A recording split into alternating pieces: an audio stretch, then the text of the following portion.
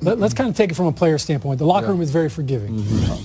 How do you feel Le'Veon handled this whole situation? What are your thoughts on this?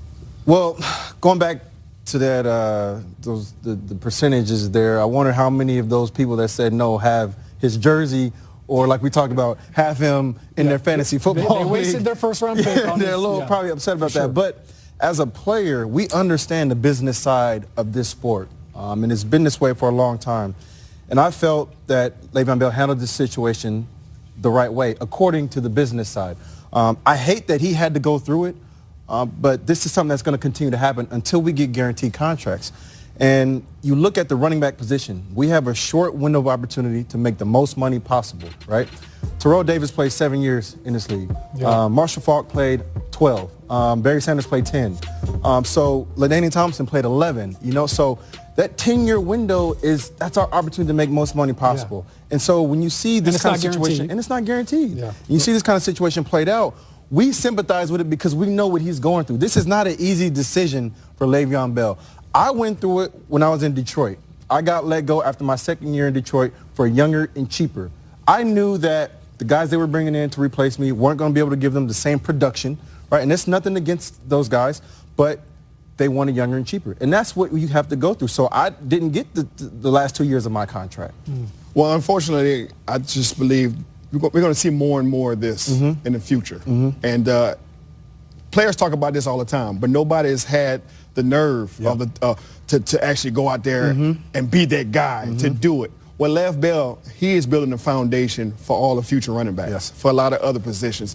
Guys got to take that stand to sacrifice a lot of stuff, sacrifice a lot of M's, a lot of money, a lot of millions to take that stance for the future of the running back. So, like you mentioned, until they get guaranteed money out there, guys are going to be in a position where they're going to try to get as much money as they possibly can while that window is there.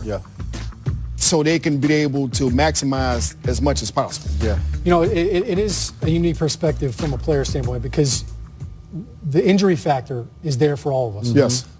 But for a running back, the injury rate is 100%. I mean, you're the guy, and especially for Le'Veon Bell, because he's a special running back. I mean, he wasn't just carrying the ball 20 times. He was catching the ball out of the backfield. I mean, he had more touches than any running back in a 2 to 3 year span.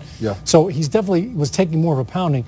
But to your point about this may be kind of what we see more from other players, his was such a special case and such a special player that it's almost, I don't know if that other players can replicate that. Plus with the franchise tag, I think that's kind of where I think he felt like he had been slighted. And I think the Steelers, look, they've been known to kind of sit on players and say, look, we're not going to, we can't pay everybody. So I get that business side of it. Here's where I think Le'Veon went wrong.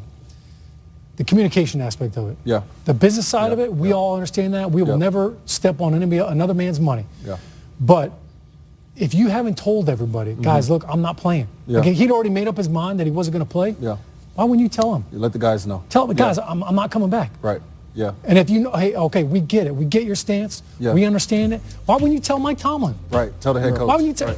Be a man, Craig. Well, it's one thing about being. I'm not playing this year. Hey, I'm doing this for me. I love you guys. I would love to come out and ride with you, but he didn't tell him. I get what you're saying. He didn't tell anybody, but at the end of the day, you kind of want to keep that to yourself, right? Because you feel like if you tell Mike Tomlin, then Mike Tomlin's going to tell the next person, and it's going to be. But nothing would have changed. They couldn't even negotiate a long-term deal up to that certain point. Maybe, but at the end of the day, he feels like Mike Tomlin at the point in time may be the enemy. You know what I mean? Because I'm telling you what I want. You know how valuable I am, so I shouldn't even have to tell you that. You should go in there and fight for me. So don't tell Mike, but here's the problem. The problem is it's a team, right? And that's teams win championships. Le'Veon Bell, look, they didn't win the championship while he was there. They might do it without him, which would hurt even more. Well, he swung and missed. And now James Conner's injured, so that's the other part you got to factor into this as well. What if he